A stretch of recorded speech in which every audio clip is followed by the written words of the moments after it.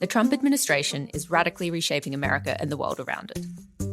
In the inaugural Vantage Point essay from Australia Institute Press, Dr. Emma Shortis examines Trump's grim vision for America and the future of the Australia-US alliance. Pre-order your copy of After America, Australia and the New World Order, or become a Foundation subscriber to Vantage Point at australiainstitute.org.au/store or via the link in the show notes.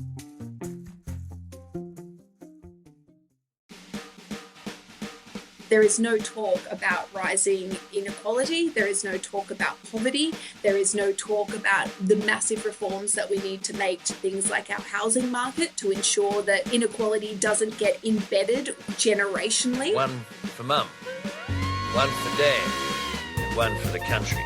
And there has never been a more exciting time to be an Australian. Budgets are about choices, Fran, and you show what you value through the choices you make. This is coal. Don't be afraid. Don't be scared. The Treasurer knows. I want an economy that works for people, not the other way around. We'll just end up being a third-rate economy, a banana republic. Just follow the money.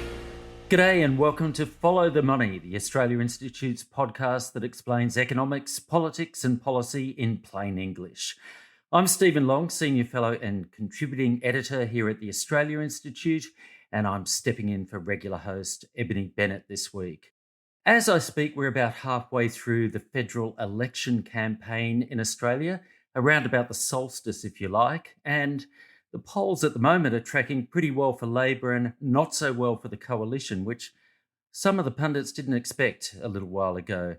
But today we're going to take a step back from the horse race to discuss some of the policies on offer, how elections here actually work, and how the media's performing in the election.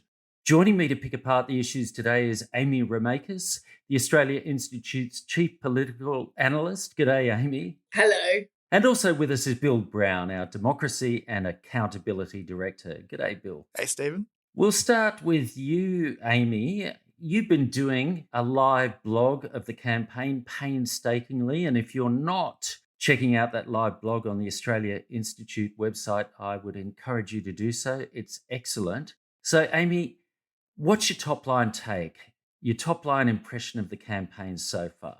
It's incredibly disappointing. I think it's an incredibly disappointing campaign that has both the major parties, running their own race that is pretty separate to voter concerns.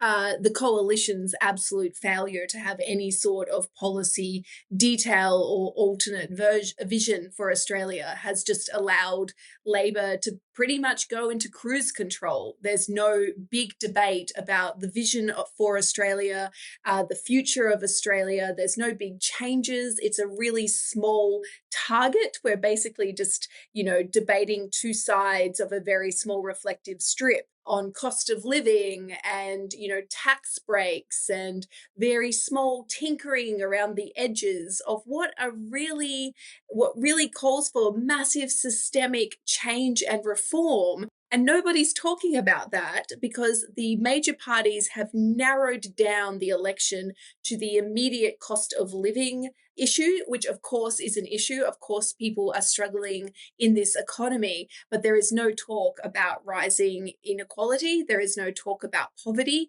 There is no talk about the massive reforms that we need to make to things like our housing market to ensure that inequality doesn't get embedded generationally. There's no actual talk about the reforms that we need in terms of how we pay for things in Australia, and if indeed what we want to focus on paying. There's no talk about whether or not we need to actually start changing the way that we think about our defense and strategic agreements and whether we need to unhook ourselves from the United States. There's no talk about climate change beyond the just very immediate impact on energy policy. And I think that bereft of actual big ideas is really disappointing to most Australian voters who are just sort of looking at the major parties saying, what do you have that is on offer beyond the next 3 years? And they're coming up empty.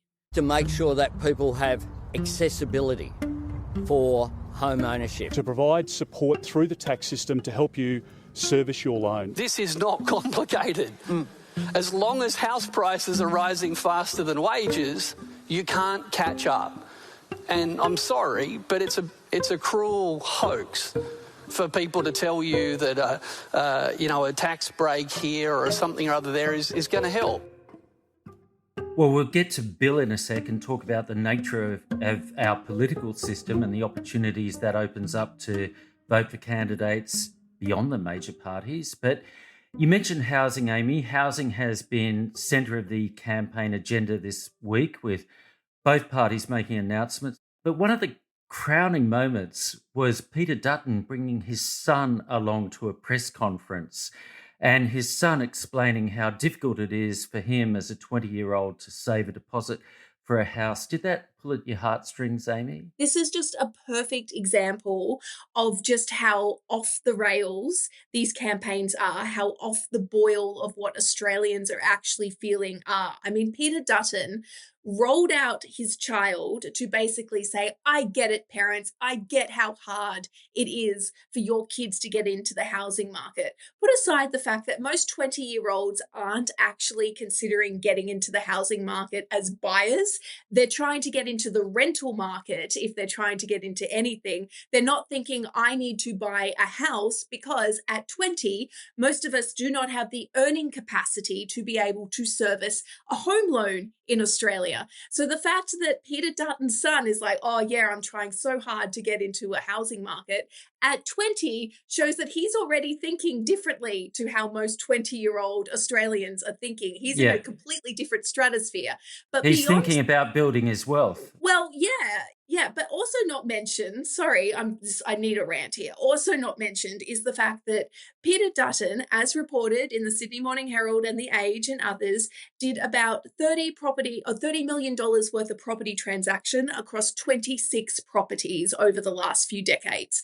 That is not usual behavior for people dealing with the housing market, and is completely indicative of all the failures of our housing market, in that you are able to leverage it to build wealth if you have wealth to begin with to get into the housing market. Do you expect median house prices to drop? Well, as we've said, I want to see house prices go up, but we need more supply into the market, which is exactly what we're doing. He has no plan for increasing supply beyond cutting migration, which we know is not going to do anything that will make any markable difference in the housing market. He has no plan to make housing more affordable. In fact, he wants it to continue to grow. And he has no plan to help people who cannot afford to get into the housing market get into it, other than to give people who are already wealthy enough to afford to get into this housing market. So they're already wealthy, they're already planning on buying a house. He wants to give them a tax break for 5 years, which will only further worsen inequality. Yeah, it struck me as particularly class blind, that moment, but the policy is also class blind because it actually gives a higher tax break the more you earn. So it's actually bad policy.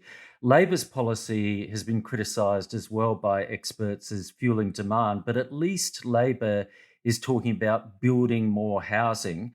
The elephant in the room, though, that neither side of politics, the mainstream parties, is discussing is the tax breaks for landlords and the incentives for landlords to get into the market, which have been pushing up prices. Yet nobody wants to talk about what capital gains tax discounts have done to the market and how they have basically artificially inflated prices, because it means that investors are very motivated to invest in the market and they need it to increase. They're gambling on the housing market continuing to increase so that they can make money when they decide to, leverage whatever it is they have and buy somewhere else. All that negative gearing, which is just essentially a tax break, which is allowing the fact that you've got passive income coming into you through renters. You're declaring a loss on that passive income, and the accounting tricks that are carried out here in order to make sure that practically every single rental investment property is going at a loss are kind of insane and an issue for another podcast.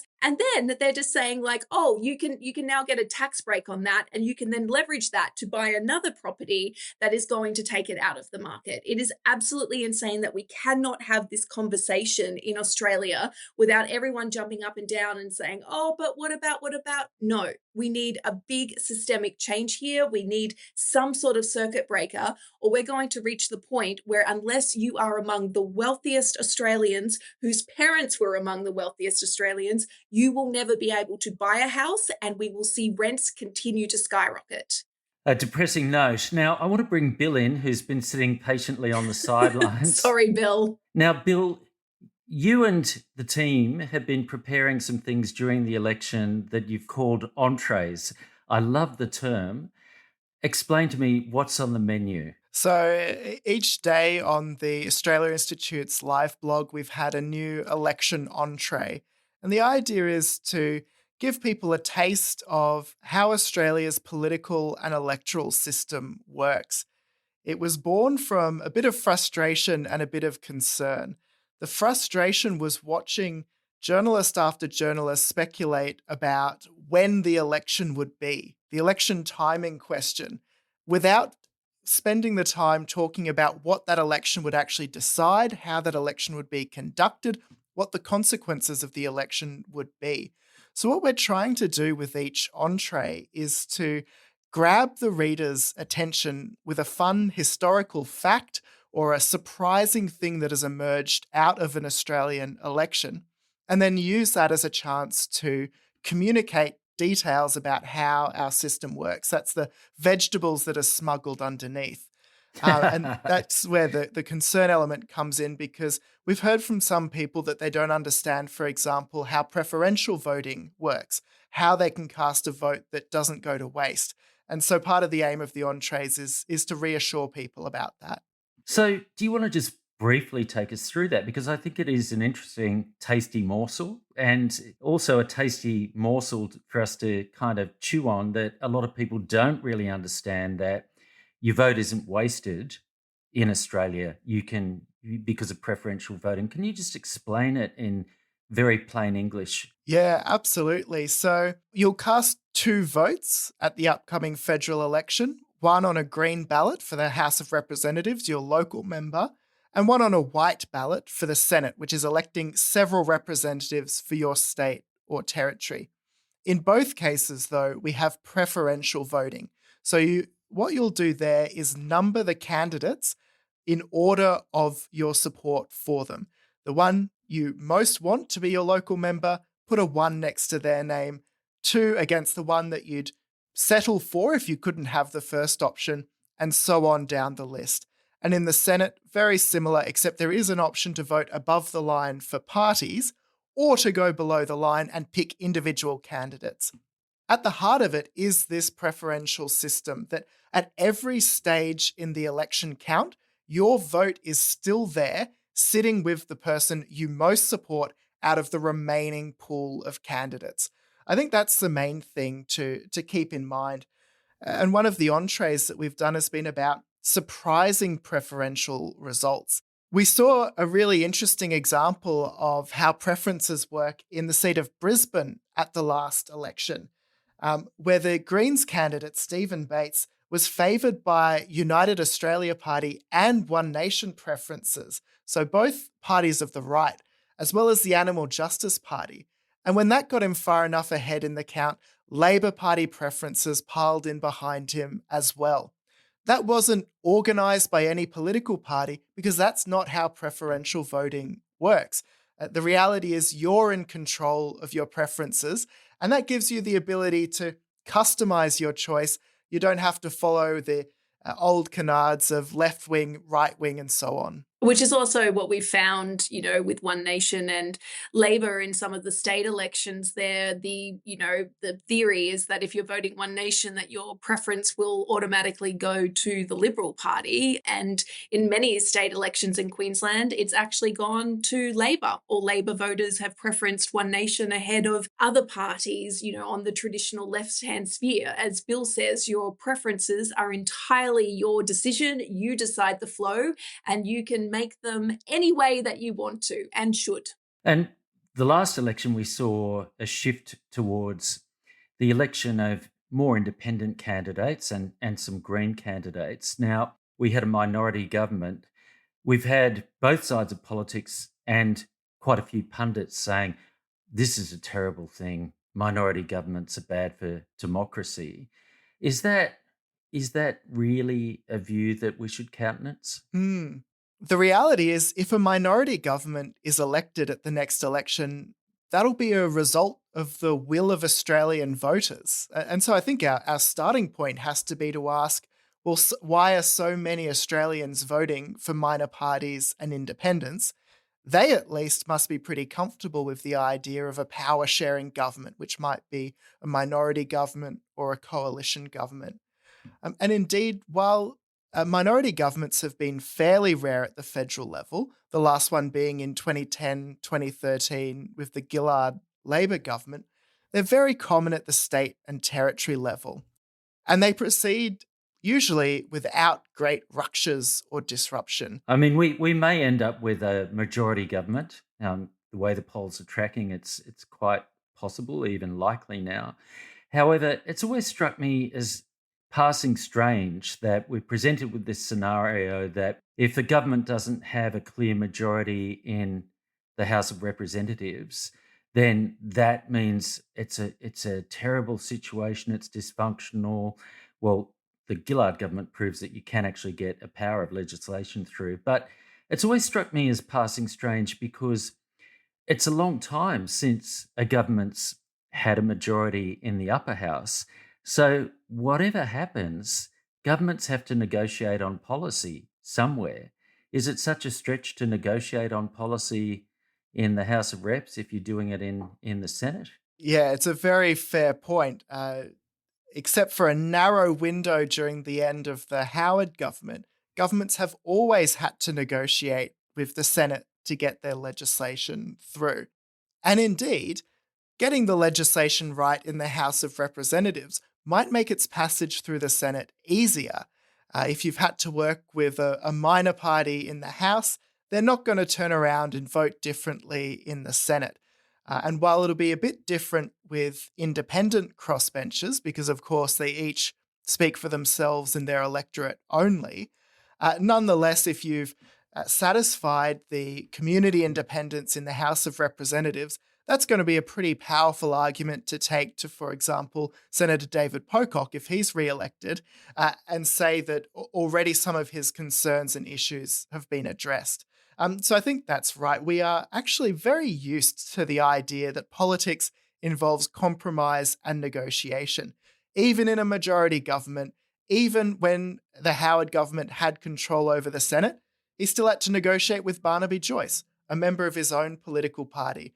And to some extent, what minority government does, it doesn't change the negotiations, it draws them out into the public domain where they can be witnessed. Yeah, and I was just going to say, Stephen, to your point of, the chaos and confusion, that really serves the major parties. And, the media takes those talking points from the major parties more often than not, because major parties, apart from, the times where, as Bill said, they've had to negotiate within their own party to get things through. The member for Dawson was another, person who was, George Christensen was constantly threatening to cross the floors on things when Malcolm Turnbull was in government, for instance.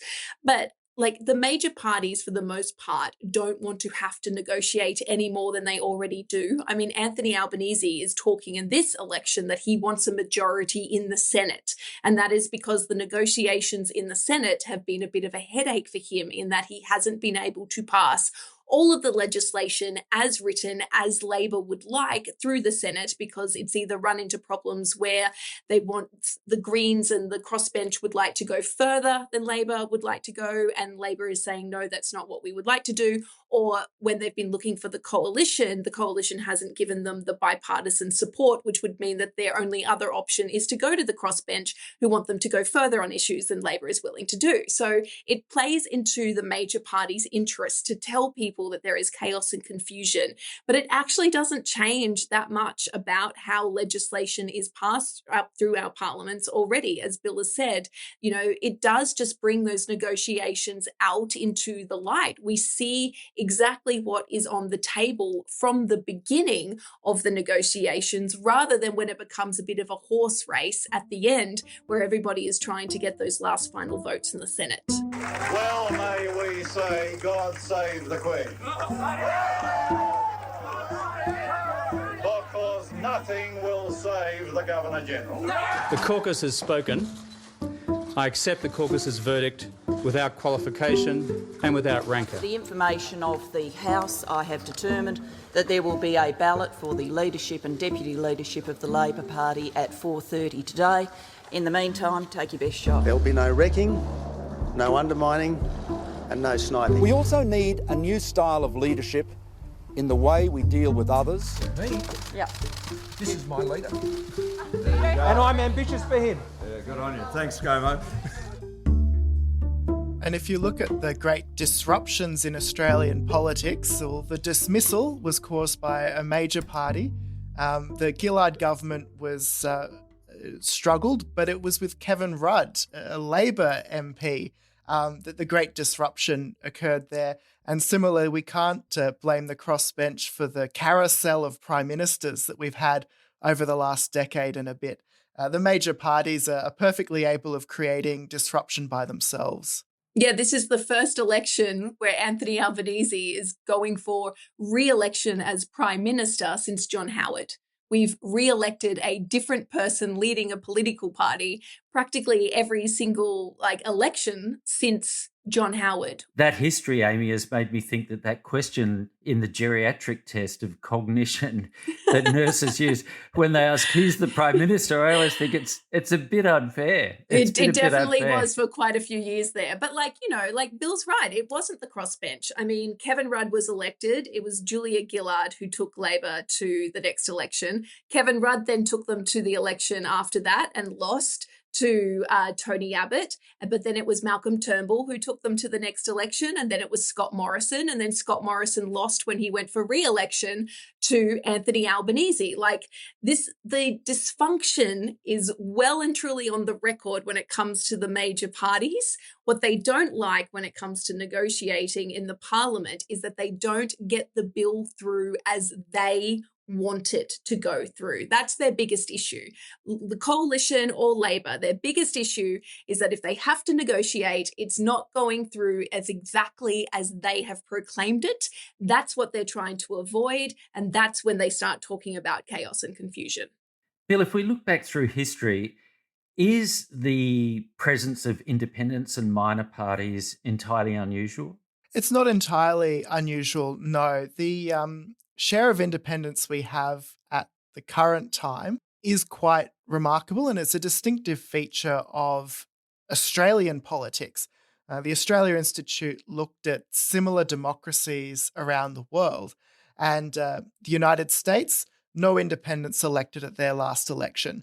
The United Kingdom has over 600 electorates, and they got about 6 independents, and that was a bumpy year for independents. Australia's quite unusual in electing independents, but historically speaking, there's been times when there've been a great number of independents. If you look at the early years of Australian Federation, the political parties were much looser. We have, for example, the first independent Speaker of the House of Representatives after Federation, and it would take until the Gillard government for the next independent Speaker to be elected. We also have a role for the crossbench in these early parliaments that we are only now matching. There were elections where the crossbench outnumbered the opposition in parliament. So substantial were the victories there.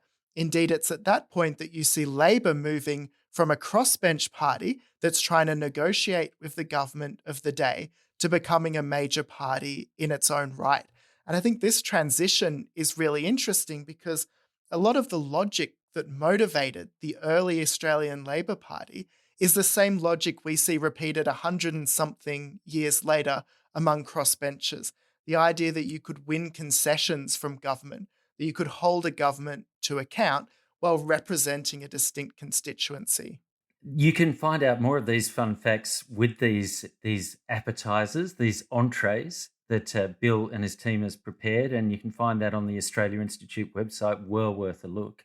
I just want to turn and quiz you both on some research that we've recently released about declining number of newspapers in Australia and the high levels of concentration in Australia's newspaper market.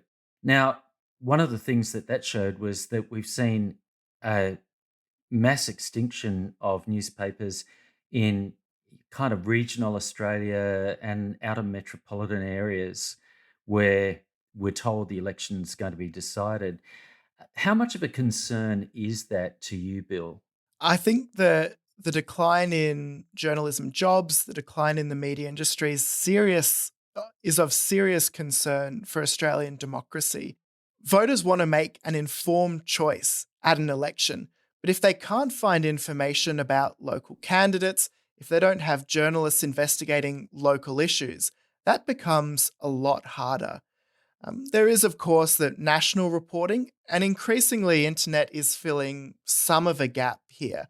But without investigative journalism, without the day-to-day work of journalists who know the local area and who understand the issues, we get further and further away from a reliable source of information. We're about to release some research too, which shows that journalists tend to live in the inner city. So there's not so many in those outer areas. Now, Amy, is there anything we can do about this? Any policy thoughts on what we could do to address this? We need to cut down on the media concentration in Australia. I mean, the fact that you have newspapers just basically owned by a couple of billionaires is not good for democracy in Australia, and it's not good for media coverage either. I mean, there was the recent example of where News Corp were running advertorials for the gas industry on the front pages and throughout their news pages. And yes, there was like a tiny little authorization down the bottom where they said like this was in partnership with.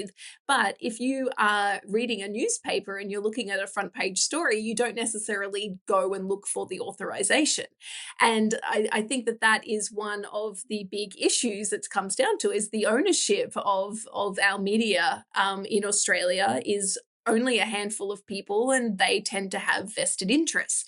I think if you actually manage to make that the ABC's funding was either long-term enough or it was set in stone so it wasn't reflective of the politics of the day, you would also be able to have a stronger public broadcaster that was not trying to kowtow to either, particular politicians who were having ideological differences with things that the ABC was covering or paying particular attention to different presenters and, guests, and then basically using that to try and say we need to cut your funding.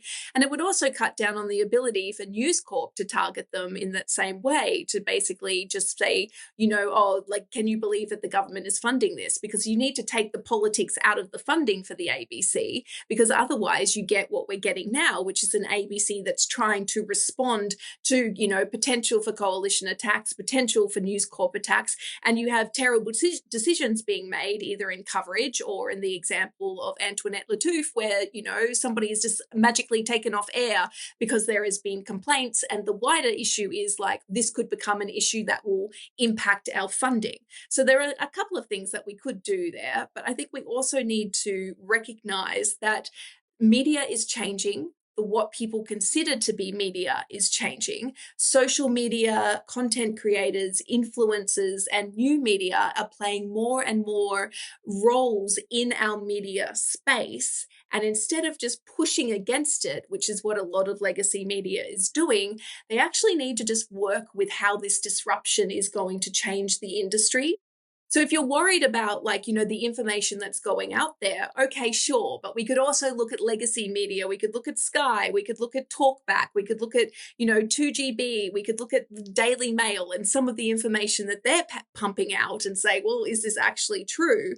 Or if you're just worried about the disruption, well, that just means that you're worried about the medium of the message rather than the content. And that's an entirely different conversation. Yeah, I sensed a bit of a sense of entitlement amongst the mainstream media when they they raised huge alarm about influencers being in the budget lockup. I mean, which also wasn't the first time that happened. It happened in the last budget. It's just they didn't pay that much attention to it because it wasn't that big an issue then. So I get the cash for comment that politicians and political parties shouldn't be paying any media to get an outcome. And to be clear, with these influencers, the Labor Party, which brought them to the lockup, didn't pay them anything. But the idea that we can ignore outlets that millions of people are going to because they're not mainstream, or that somehow makes these outlets illegitimate, I thought really did evince a bit of a sort of narrow-minded and protectionist view by the mainstream. What do you reckon, Bill? Yes, I think the Labor Party did cover the accommodation and flights and so on of the influencers. So for some of them, not all of them. It's not totally free of that financial element. But on the other hand, I mean, these people don't have big media companies behind them. A lot of them are relying on hand by mouth, funding from Patreon, a little bit of rev share from the big platforms.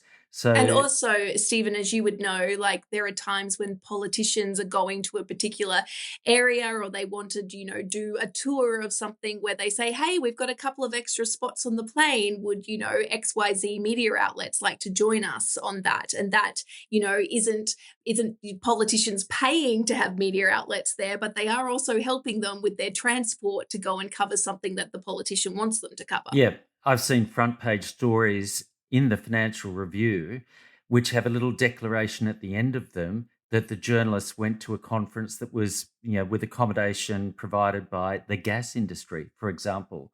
So, I don't know that the mainstream media is altogether innocent when it comes to these issues. And in a fragmenting and revenue environment, this stuff all becomes less pure and tricky, which is a whole nother story that we could discuss another day. It's been a fascinating discussion. Just briefly before we go, Bill, when you were on the show a couple of months ago, you were talking about electoral changes that passed Parliament in the final days of the government. Something that wasn't included was truth in political advertising laws. What are you seeing in the campaign in those terms, and how significant a gap is that? Disappointingly, as with previous federal elections, we've seen serious claims of misinformation, basically from both sides of politics, including a new favourite of the selective editing of a video to make someone say something different to what they were actually saying in the moment. It's a reminder that it's perfectly legal to lie in a political ad, and it doesn't have to be that way.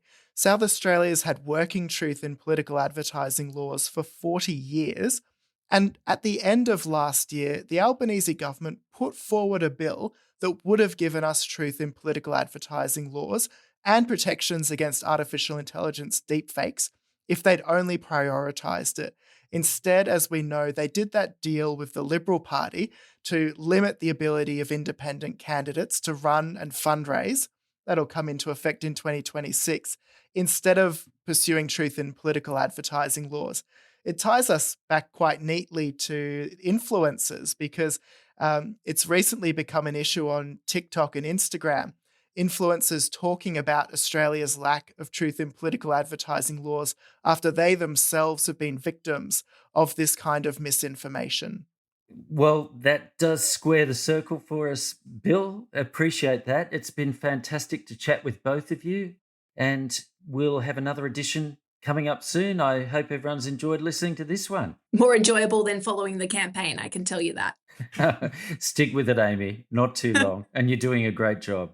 This episode was recorded on Tuesday, the 15th of April, and some things might have changed since we recorded it. You can follow all the live action from the federal election campaign, as I mentioned, on our new live blog featuring Amy Remeikis, and you can find a link in the show notes. We'd love to hear your thoughts on the show today. You can find us via email at podcasts@australiainstitute.org.au, or you'll see us on social media at australiainstitute.org.au on Blue Sky. Our theme music is by Jonathan McFeet from Pulse and Thrum, with additional music from Blue Dot Sessions. I'm Stephen Long. Thanks for listening.